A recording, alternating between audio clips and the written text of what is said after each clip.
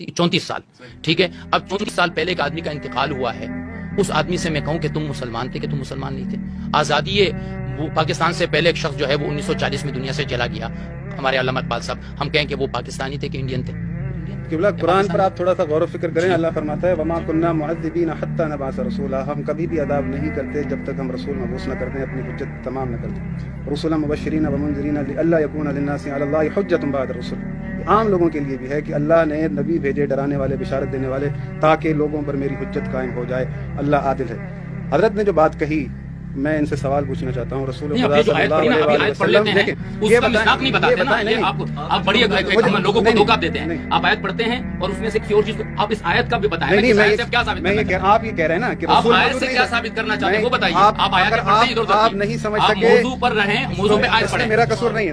دیکھیں میں نے یہ کہا کہ وما كنا معذبین حتی نبعث رسولا، ہم ہرگز عذاب نہیں کرتے جب تک ربی مبعوث نہ کر دیں، کسی کے اوپر حجت قائم نہ کر لیں. دونوں آیتیں پڑھیں. آپ کے بقول کے نہیں، والد اور والدہ کے بعد کون سے نبی تھے؟ اس پہ رہیے نا، اس کون سے نبی تھے؟ حضرت عیسیٰ ان کی جو ہے وہ رسالت جو ان کے، تو گویا کہ آپ یہ کہنا چاہ رہے ہیں، آپ یہ کہنا چاہ رہے ہیں کہ حضرت دادا والد اور والدہ عیسائی بات کر رہا ہوں. دین ابراہیم نہیں، آپ نے پوچھا نبی کون تھے، میں دین ابراہیم کی بات. آپ نہیں، آخری نبی میں نے کہا کہ آخری نبی، آپ کہہ رہے ہیں کہ آخری نبی عیسیٰ علیہ السلام تھے اور یہ دین ابراہیم. آپ نے پوچھا کہ اس آخری نبی کون تھا، تو میں نے اس لیے کہا، میں یہ کہہ رہا ہوں کہ دین آیت پہ رہی ہے. میں آیت پہ رہی ہوں. دیکھیں میری بات سنیں، کون سا نبی آیا جس نے دادا رسول صلی اللہ علیہ وسلم کو، ایک چیز 4 لوگ ہیں جن کے بارے میں ایمان میں اختلاف ہے. مجھے صرف 5 منٹ دے دیں، میں آپ کو ساری چیزیں بات کی تصحیح کرتا ہوں. 4 لوگ ہیں، دادا جان عبد المطلب، چاچا جان ابو طالب، والد محترم عبداللہ، والدہ محترمہ آمنہ. ان کے ایمان پر شدید قسم کا اختلاف چلتا ہے، ٹھیک ہے نا. کچھ لوگ کا دعویٰ ایسا ہے، کچھ لوگ کا دعویٰ ایسا ہے. ہمارے نزدیک اعلیٰ ترین بات اس میں یہ ہے، سکوت کرو، بہت بڑی بات ہے، ٹھیک ہے. آپ کہتے ہیں یہ مسلمان تھے، آپ کا یہ آپ جو آیت آپ کہہ رہے ہیں کہ ٹھیک ہے، پھر آپ اس کو رد کیجیے. میں آپ سے صرف عرض کر رہا ہوں کہ آپ یہ آیت جو پڑھ رہے ہیں کہ رسول آیت ہے، تو کون سے رسول تھے اور یہ لوگ کون سے دین پر تھے اور ان کا دین کا طریقہ کیا تھا، مجھے بتائیے. دیکھیں نہیں مجھے وقت دیجیے گا، مجھے پوری بات نہیں، بس میں اپنی بات پوری کر لوں گا. مفتی صاحب سے آج مجھے ایک فتویٰ لکھوانا ہے. یہ بات دیکھیں، حضرت ابراہیم نے دعا مانگی تھی، بیٹھے مفتی صاحب یہاں پر، کہ ربنا وجعلنا مسلمین لک ومن ذریتنا امۃ مسلمۃ لک. پھر یہ کہا ربنا وابعث فیہم رسولا منہم یتلو علیہم آیاتک. ٹھیک ہے، اسی میری ذریت میں سے مسلمان جماعت رکھ، اسی میں مسلمان جماعت میں سے رسول مبعوث کیجیے جو لوگوں کو تزکیہ نفس کرے، انہیں آیتیں پڑھ کر سنائے. تو یہ جو سلسلہ چلتا ہوا آ رہا ہے، حضرت ابراہیم نے دعا مانگی تو اللہ نے مستجاب کی تھی یا نہیں کی تھی؟ کر لی تھی. تو اسی سلسلے میں جو ہے وہ اللہ نے نبوت رکھا، اور اللہ نے کہا ہے کہ وَلَقَدْ أَرْسَلْنَا نُوحًا وَإِبْرَاهِيمَ وَجَعَلْنَا فِي ذُرِّيَّتِهِمُ النُّبُوَّةَ وَالْكِتَابَ فَمِنْهُمْ مُهْتَدٍ.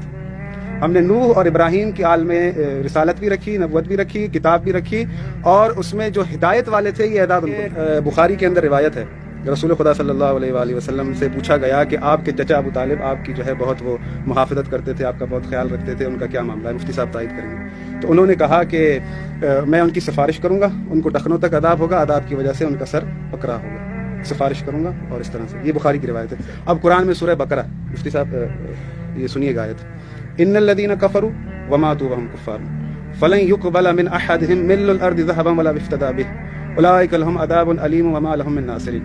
جو ان لوگوں نے کفر کیا، کفر کی حالت میں مر گئے، اگر تمام دنیا کا سونا بطور فدیہ دینا چاہیں، نہ ان سے قبول کیا جائے گا، نہ ان کی کوئی مدد ہوگی، نہ ہی ان کی کوئی سفارش قبول کی جائے گی. اب یہ قرآن اس طرح سے کہہ رہا ہے، کیا رسول خدا قرآن مخالف بات کر سکتے ہیں؟ مطالعہ فرماتا ہے ان الذین کفروا وماتوا وهم کفار اولئک علیہم لعنۃ اللہ والملائکۃ والناس. جن لوگوں نے کفر کیا، کفر کی حالت میں مر گئے، اللہ ان پر لعنت کرتا ہے، ملائکہ ان پر لعنت کرتے ہیں، تمام انسان ان پر لعنت کرتے ہیں. مفتی صاحب آج مجھے لکھ کر دے دیں، اللہ نعوذ باللہ جن شخصیتوں کے انہوں نے نام لیا ان پر کیا کر رہے ہیں؟ ملائکہ کیا کر رہے ہیں؟ انسان کیا کر رہے ہیں؟ استغفر اللہ ربی واتوب الیہ. دیکھیں 1400 سال سے یہی جھگڑا چل رہا ہے کہ ہم کہہ رہے ہیں کہ قرآن مخالف کبھی بھی رسول خدا نہ عمل کر سکتے ہیں، نہ اللہ جو ہے ایسا نظام دے سکتا ہے کہ قانون کہیں پر کچھ اور دوسروں کے لیے کچھ اور. اللہ لعنت کرتا ہے جو کفر کی حالت میں مرتے ہیں.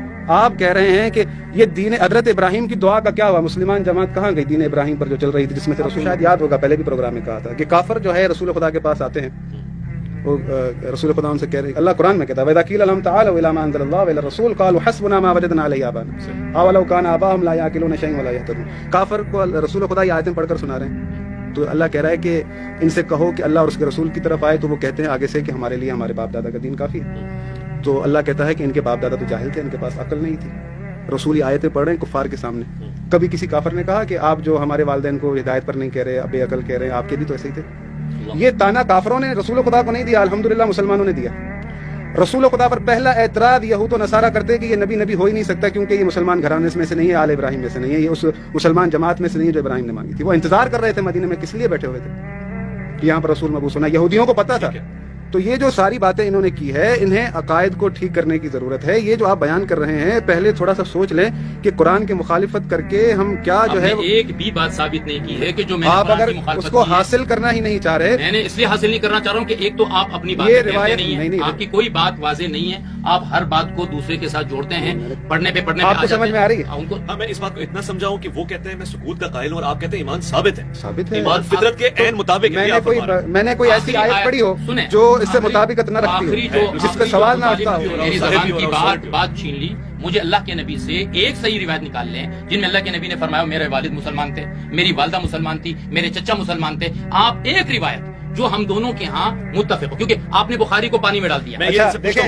یہ ساری مقصد سارا وقت کہتے رہتے ہیں کہ قرآن قرآن قرآن، جب ہم قرآن یاد کر کے آئیں تو یہ کہتے ہیں نہیں روایت، وہ کہہ رہے ہیں مسابقت نہیں، ان کا کہنا ہے نہیں۔ دیکھیں رسول، میں نے آپ سے کیا کہا، بات ٹکرا رہی ہے نہیں ٹکرا رہی؟ کیا میں غیر عقلی بات کر رہا ہوں؟ غیر نہیں ہے، آپ کی نظر میں ٹکرا ایک پیچھے سے سوال ہے، وہ اپنی فہم کے لیے میں کہہ رہا ہوں۔ میں اگر کہتا ہوں تو میں کہتا ہوں سیدہ آمنہ سلام اللہ علیہا، اس طرح کہنے میں اعتراض ہو سکتا ہے؟ کوئی سکوت والا آدمی جو سکوت پہ ہو اس کو قابل اعتراض سمجھے گا یا کیا؟ دیکھیے علمی اعتبار سے یہ اس لیے قابل اعتراض ہے کہ ہم یہ مانتے ہیں کہ اسلام سے پہلے تو وہ جا چکے ہیں، اسلام تو نہیں ملا نا ان کو، 34 سال کے بعد اسلام آیا، وہ دین ابراہیمی پر تھی، ٹھیک ہے، بقو ان کی بات مان لیتا ہوں، وہ دین ابراہیمی پہ تھی، عبداللہ دین ابراہیمی پر تھے۔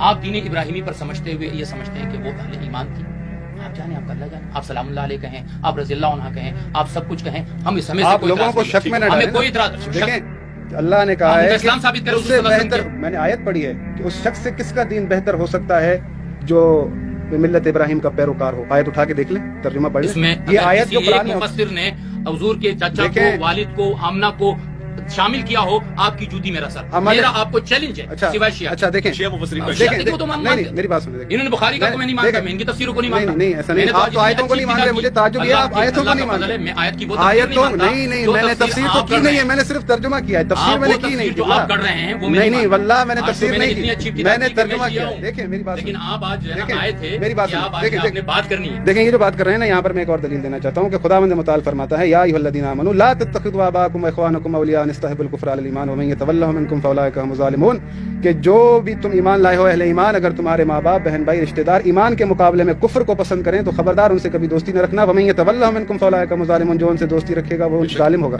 تو میرا چیلنج ہے، یہ تاریخ میں ایک لحظہ دکھا دیں رسول خدا نے حضرت ابو طالب علیہ السلام سے دوری اختیار کی ہو، یا حضرت بی فاطمہ بنت اسد یہ تو مانتے ہیں اسلام لا چکی تھی، رسول خدا نے ان کی جدائی اختیار کرائی۔ دیکھیں یہ قرآن کی آیت ہے، اپریشیٹ کیا۔ اور امیر المومنین جب ایمان لائے ہیں تو کیا امیر المومنین نے حضرت ابو طالب سے رشتہ توڑا؟ نہیں چھوڑا۔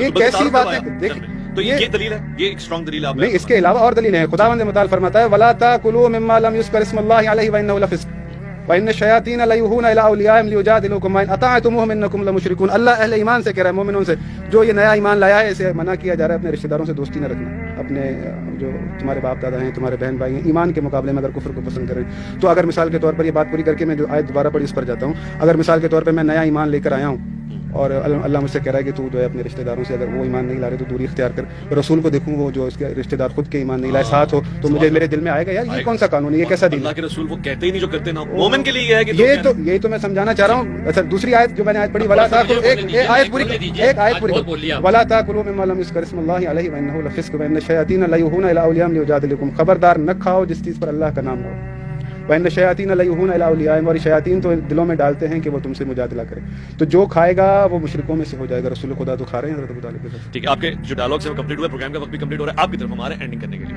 سب سے پہلے تو جو آخری میں سے ایک جو اعتراض ہے نا مجھے، یہ آیات کے کانسیپٹ جو ایک چیز بناتے ہیں نا اس پہ یہ پورے خود نہیں اتر رہے ہیں۔ بڑی ریلیونٹ 3 آیات بتا رہا ہوں، یہ آیتیں کون سی صورت کی ہیں؟ آپ کہیں گے کہ یہ جو ہے مکہ میں اتری ہے، یہ بھائی میں نے پہلے وہی آیت پڑھی فلن تجد لسنت اللہ تبدیلا، اللہ اپنی سنت نہیں بدلتا۔ ایسا نہیں ہے کہ کفار کے مکے میں ایک دوسرا قانون تھا، مدینے میں دوسرا تھا۔